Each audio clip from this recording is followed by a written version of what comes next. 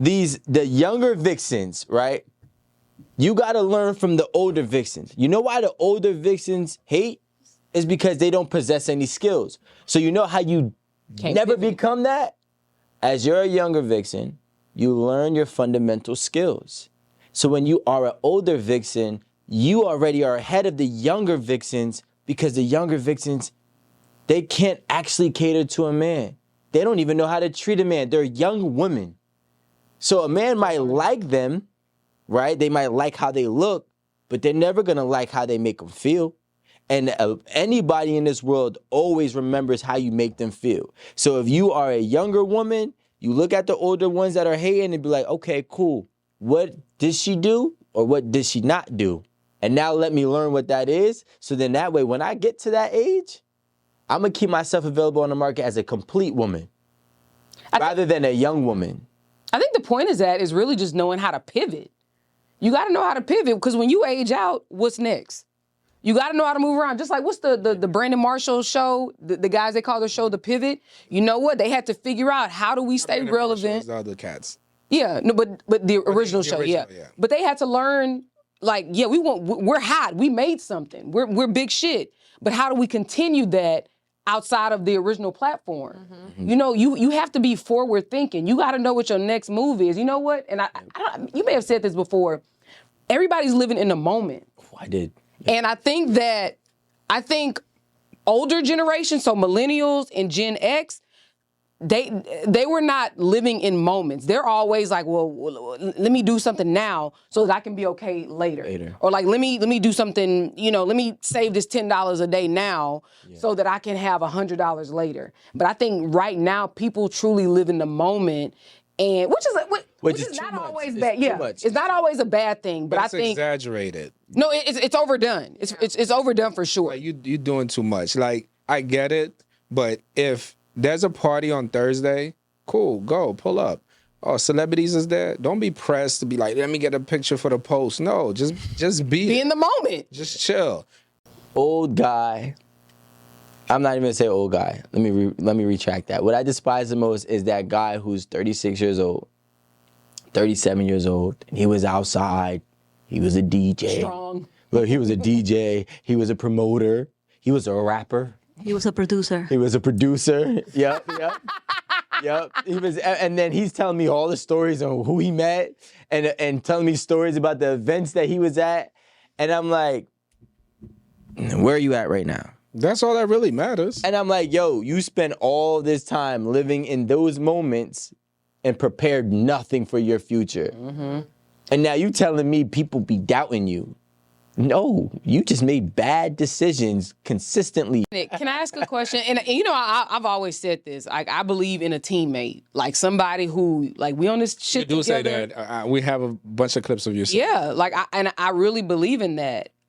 And I think that what's important for us to remember is that your teammate ain't gonna always be the best for you, but it's gonna be the best for the team.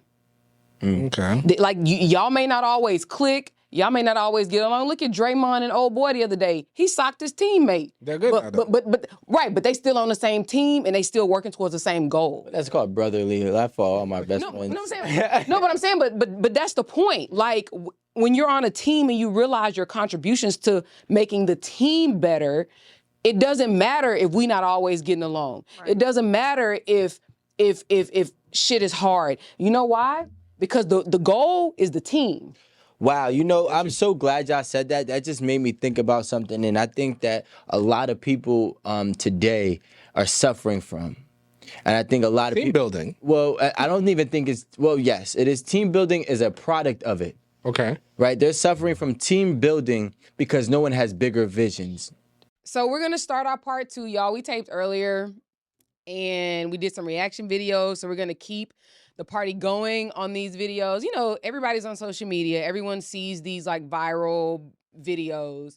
And so since we never really go into detail about these things and like really do reaction videos, that's what we're doing today. Don't you think that Daddy and I have figured it out? Like, you're going to find somebody on your own and then do what?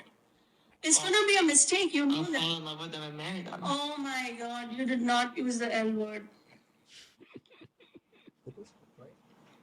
love doesn't last. You know what the saying is in life? Love makes you blind. Why you want to be blind when we are there to give you the vision? You've been married to that for 23 years. Yes, and look how much happy we are. Look how much happy we are. We don't even say a word to each other. We are so happy. No, all right, so like the first thing that what I'm gathering from that video is that she's basically trying to say like, why would you want to marry for love when marrying for love is now the worst thing that you can do, because it's the most inconsistent thing. And actually, people marrying for love has had more failures than they did successes, and the proof is in the pudding. We all know the numbers, right? So she's saying as an example, her and his father have been, it seems to be arranged marriage. And now that since they've been arranged marriage, they've grown to love each other and they've grown to become happy with what they were given. In which I always agree. Ask Alan, I've been saying arranged marriages work best, in my opinion. This is my opinion. And that's because that one thing I realize is people never know what they want. All right. And one of the worst things I've newly concluded is that we can tell people that you can do whatever you want and you can be whatever you want. No, you can't. I was like, but you can't.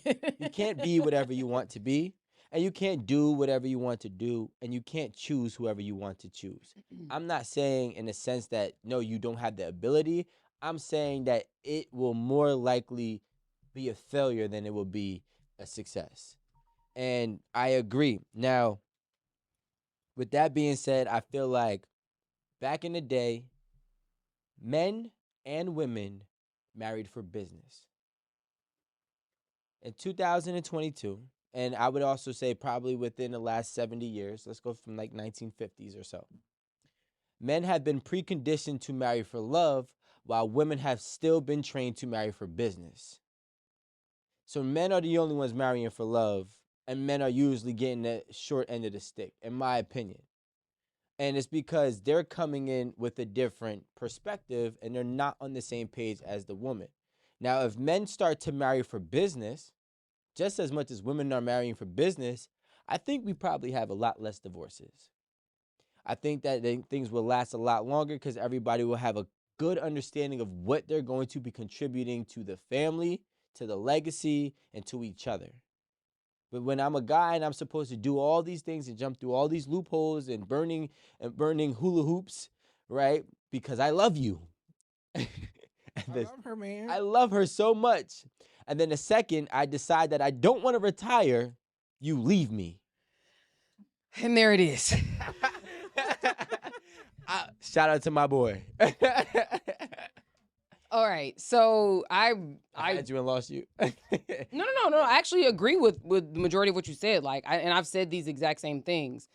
I don't necessarily agree that marrying for love is the best move because, like in the video, love fades. You're in and out of love. So it's like if you don't love somebody, does that mean you should divorce?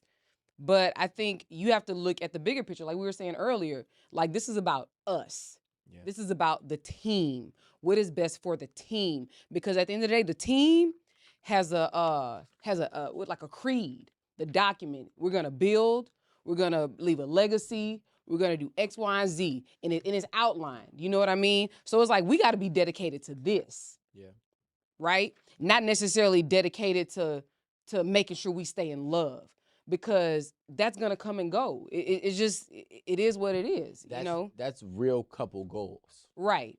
Exactly. When you and your partner have a destination that you are going to go as a couple, that's a couple goal. Not displaying your love on Instagram. You know what I'm saying? Not kissing each other and going on trips. That's not a couple goal. That's a fantasy. Can I ask both of you guys a question? No, Alan. I'm with Erin. No, Alan, what's up? Ask what the question. Is love? Well, I think. Oh, go ahead.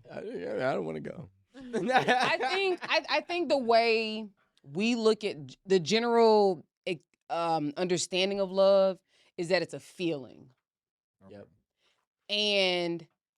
But I think in reality, love is more of an action. It's like, because people want you to love them through the good, through the bad, through the bullshit, through the. So feelings won't align with that. Only actions, because what actions are intentional. I have to intentionally do something to show you that I love you, even though you just talk crazy to me, even though we got into it last night. So I think that idealistically, love is a feeling, but in reality, I think it's an action. It's what we do. Yep. And that's, if you think about it, that's what often happens. You know, when we sit back and we have people who have stories, and even myself, I've had stories who ended up dating a woman who endured the most for me. And, it's only because I didn't understand that love was an action. Love requires many actions. One of them is strength, another one is patience, another one is forgiving, and another one is consistency. Those are 4 actions that need to be displayed whenever you love somebody. And if you're not possessing those actions, then it's just, a word at that point. It's just a fabrication to make me feel or believe whatever ideology of love that I have.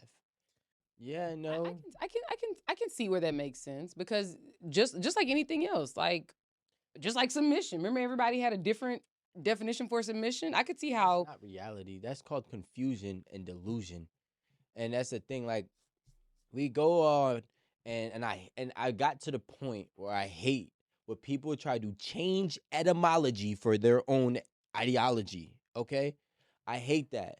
What is the core value of these words? I Where agree. did these words mean and tend to mean, and the origin of it? What does Webster's dictionary say it is? Yeah, and what does the Webster before Webster say it was? Merriam, was it Merriam? Merriam-Webster, whatever, whomever, right? But the thing is, like, when we say what is love, and it's like, because people grow up with these ideas of my definition of love. Okay. I need a woman who's gonna be an affectionate woman, because I need a woman who's gonna, do things that I ask her to do, because my love language is acts of service. Oh. You understand? And no, you know what love is? Mhm. Selflessness. Undeniable selflessness. It doesn't matter if I want to do it. It doesn't matter if I possess the ability to do it. I'm going to do it for you. I'm putting you before all. I think that, like, remember, you actually just mentioned this about the like your love language. What you value determines how someone has to act with you. It determines how they communicate with you. Because, like, let's say if I don't value acts of service, you bringing the groceries in the house is not gonna faze me. What's gonna faze me is, like, can we lay up on the couch and watch a movie and eat hot Fritos? You know what I'm I saying? believe this. Love language is bullshit. Tell me why. Okay? Love language is bullshit. You heard it Love first. language is another excuse for people to pick what they want. It's like, you know what? I really want to be a dentist until you're a goddamn dentist.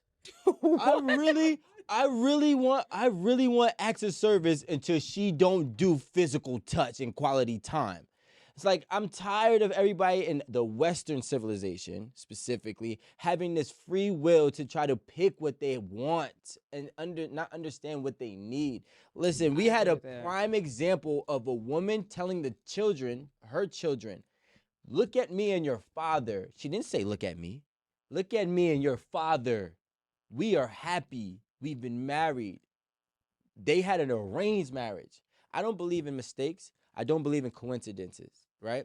I personally had the luxury of watching an arranged marriage from start to today, okay? And it is of a different ethnicity. They're Indian, right? Yes. Because these people are Indian in that And video. they're Indian. And you know what's crazy? As much as they might bicker and complain about each other, them two work. I don't know how it works out, but they work. And I think that with Americans and us, people who think that the world is in our hands, need to understand that we're tainted by our own experiences.